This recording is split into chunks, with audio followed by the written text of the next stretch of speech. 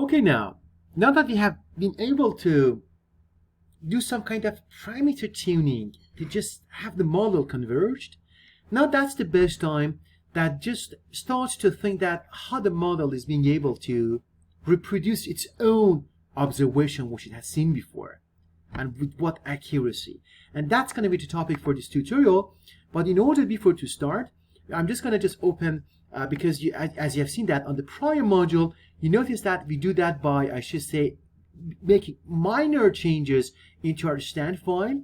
I'm just going to go to, let's say, for example, go to the text file, open a new text file, and the thing which I'm just going to do, I'm just going to copy paste whatever I had, I should say, in my, let me close, no, let's still keep it there. I'm just going to go there and copy paste whatever I had from, I should say, the stand model which I created before. I'm going to take it, copy it, bring it back to this tab.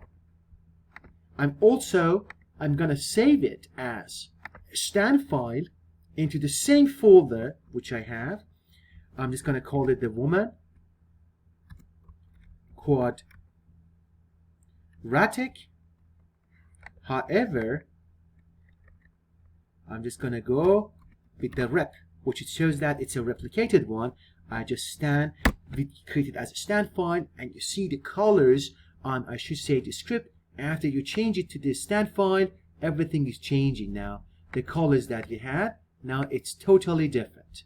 Now, okay, the thing which you want to do right now is this. I'm just going to go here to create another block, which we call that generated quantities, which essentially it shows that the model keeps some kind of a memory of the things that it's producing itself. But the thing that we are just going to do, if you remember from the prior modules, we are replicating the same data sets that we just started to build a model with and fit the model with. I'm just going to call them, if the y, which represented, I should say, the height of the woman. However, with this replication, I'm just going to call that y rep. And now I know that because I'm done with that line of code with the stand. You learn that you have to just press, I should say, you just put a semicolon there, which it shows that the line of the code is closed and there is not any arguments to be added there. With this symbol, I'm just going to add a comment there to say that the replicated data. Okay, however, because we have to also show that the quantity which we are creating, it's an integer, it's a real number, it's a matrix or a vector, because the y which we are replicating, and the y essentially in our model represents, I should say, the woman height, and the woman's height, it's a real number. I know that it's going to be a real one, it's going to be a real number, and I know that the length which it's going to take is going to be exactly the same length which I defined it before. You remember in our model, we defined the n, I should say, as the number of the rows in our model. I'm just going to reproduce exactly the same number of the data as before, and that's why I just put the arguments for the y rep.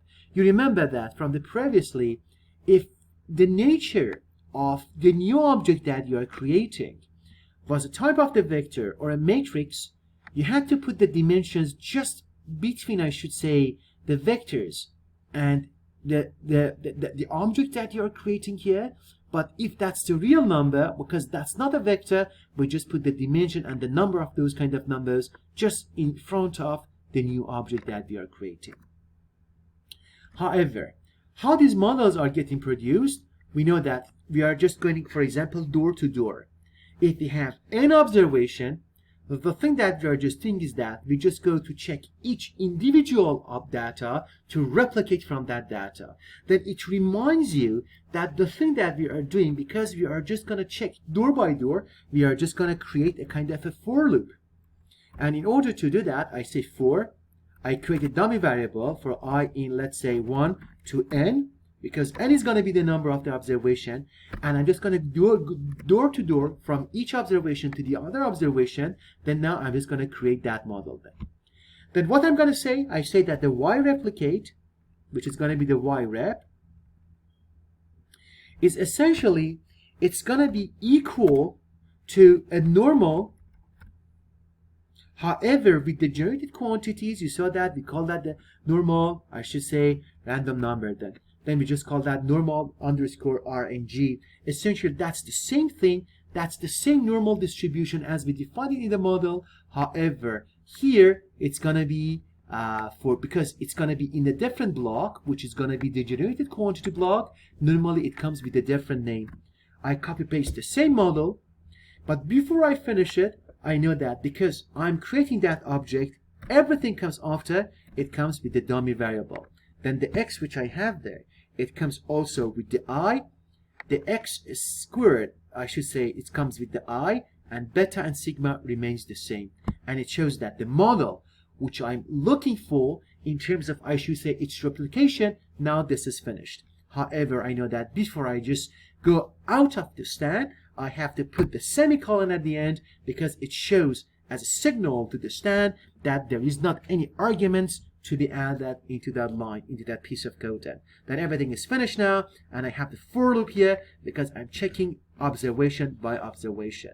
And now, before I just go to the next one, I'm just gonna save it and go back to the woman R.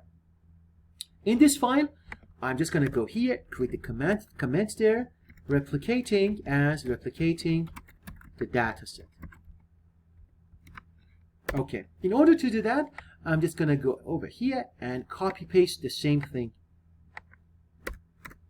because I have to rerun the same model which I had, but however, it's gonna be with a different name here. Rep, the stand, I just keep the same data as it before because I didn't add any new features into my data sets which I need to train my data with it, to train my model with it, and I keep the number of the iterations and the step size as the one which I tuned that before to ensure the convergence, and now everything seems fine. And now I have to execute that code by pressing Ctrl Enter. However, I'm just gonna come here and put the model as a replicate, as a new object, and now I'm just gonna press Ctrl Enter to execute the line and have the code just keeps going. Then I can ignore the error message there. It doesn't have to do anything with the system and the model which we created, and the model is now getting processed. And now it probably takes some time because still we have 7,000 iterations and the step size is got smaller and it takes some time. I'm just gonna, I should say, stop the recording, and when the recording is done, or we're almost close towards the end of the chain number 4, I'm just gonna get back where we just leave right now then. See you very soon then. Now it seems that we are getting so close towards the end of the iterations for chain number 4. 70% of the sampling and now 80% is completed. You see that we have 7,000 iterations and logically 3,500 as a sampling that the system decides what's gonna be the step size and how many leapfrogs do we need to just, I should say, to move around, I should say, in the parameter space. Now, you see that it is done, but logically the first thing that we have to do is we are going to check for the convergence. I'm just going to go ahead. It's simply with the trace plot function, which is part of the R stand, and it requires an object which is a stand fit. For that case, I'm just going to use the quadratic model, which I created the model which comes with a memory because of the generated quantities block which I created into the stand file, and I'm just going to execute that by pressing Ctrl Enter, and hopefully we get some good looking trace plots of the system. And now there we are. It seems that this is going to be a good one because you see that for the couple of replications, you see that everything seems converged, and although we have some problems with, I should say, with the alpha, beta, and gamma, but it seems that overall, with the replications, we have the systems fully converged, and also we can hyper-tune the parameters that we had before in order to just get the better convergence, which you can just do that either by reducing the step size itself, or let me also show that another thing to you. I'm just going to go with the print, with the quadratic function, and you see that the R hat which we had, it's also another measure that you see that the R hat which the R hat that we had, it's not fully, I should say, tuned.